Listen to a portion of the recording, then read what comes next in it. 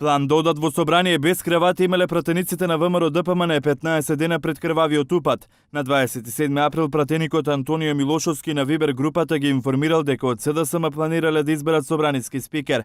Паралелно членството на ВМРО ДПМН се мобилизира за помасовен протест пред парламентот. За време на крвавиот упад пратеникот Љупчо Димовски предлага да се исклучи осветлувањето. Иван Стоилковиќ пренесува руски текст во кој се давало подршка за војна состојба.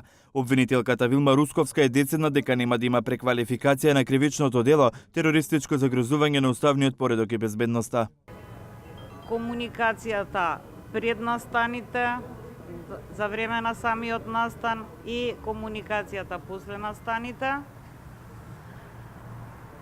и со кои средства све се обидувале да бидат ослободени од притвор луѓето обвинети не само во овој предмет, него и во предметите на Основното јавно обвинителство Скопје.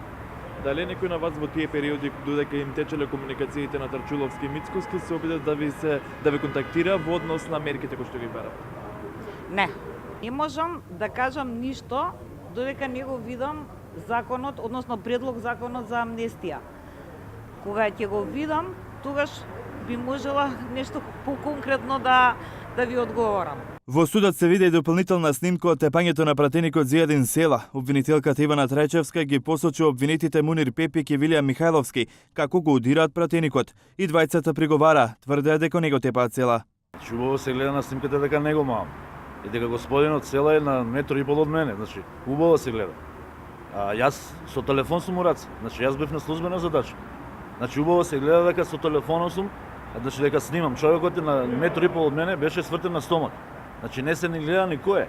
Кривичен очекува одговор дали ќе се декласифицираат доверливите докази предложени од обвинетите Митко Чавков, Душко Лазаров и од Мунир Пепик, за да може да се искористат на судењето. Процесот 27 април продолжува во понеделник со презентација на дополнителни докази од обвинителството и од одбраната.